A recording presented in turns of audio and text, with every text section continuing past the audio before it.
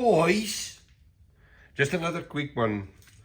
You know, it's always good to have your first model done and dusted and all the little things that you need to do to make life easier sorted out. Now, I wasn't too sure that I was going to sell any of these things ever with full electronics in it. That's the sound and the smoke and all that, because it adds a lot of money to a wagon. But I've got an order for one. And the biggest problem was the unit here, because obviously you've got to build the smoker in here.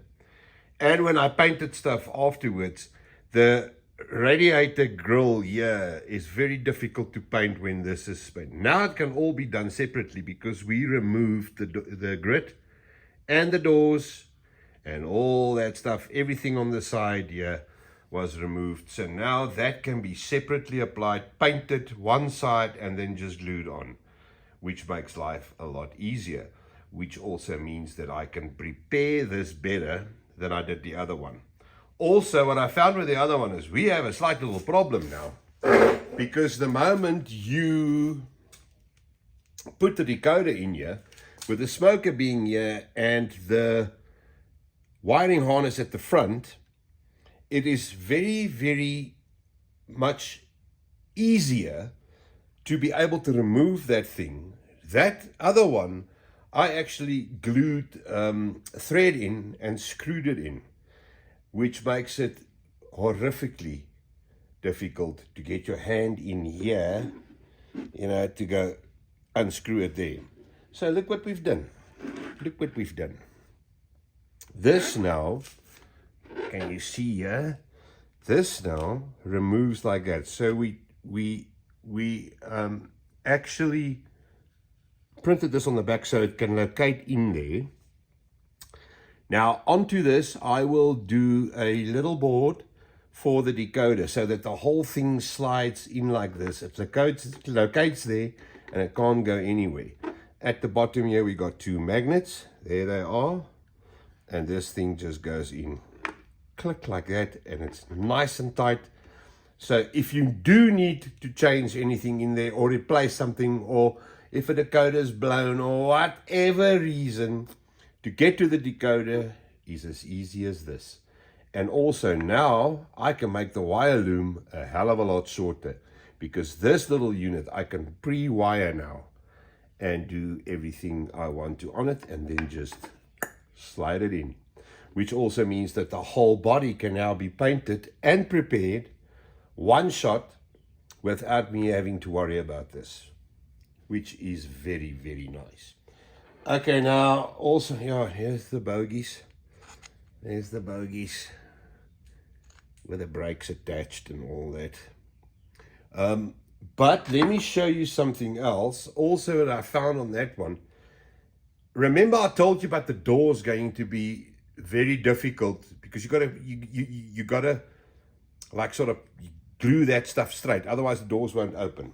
Now with the other one, we cut it exactly in half when we printed it, meaning that I had in the middle of the door here, I had my seam, which made it very awkward, because when you glue this together, it doesn't matter how carefully you do it, there's always a slight deviation. So you got to fill up there when you have no support at the back. Yeah, with it having a floor, I've got support right round. So to glue this will be much stronger and quicker to do, and easier, because I won't have anything messing with the door shape. So when the slides go on for the doors, it will be much easier and much straighter, and I will be able to get the doors to be smoother, which is perfect. Right, so there you have it. Here is its box and bag of goodies that's got to go on there. You know, this is all the hard work. I got to cut a chassis for it tomorrow. I'm not going to build this one now. Renee must just wait for me a bit. We will do that soon. I got to finish the 35 first, and a couple of other things that I need to do first. People are shouting at me. Yes. So that again is the beauty of having a model built and making life easier. You know, I spend a day to do this front bit here, and the damn thing was actually slightly skew when I had it on there. Because you drill a hole, this is a print, and the drill would go in, and it's like this, it will ream it out a bit, and then when you put the screw in, it's slightly skew or whatever, so you're a millimeter out, but you see it. So with this, it's a perfect fit every single time.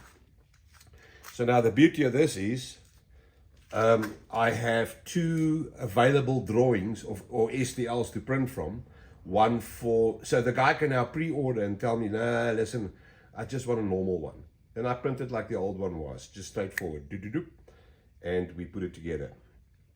Or you can now obviously order one that's prepped for smoke and sound. Also later on, if I want to do kits, you know, then you can order. You want a kit like this, you can go put the decoder and everything yourself in. You know, it's not always necessary to put the latest version 5 in your version 4. If you've got one lying around, a 21 pin and an IO board, that'll work too, you see. So it just makes it easier for everybody. Right, and also stuff that I learned on the chassis on that one, and something I actually glued wrong, but don't tell anybody.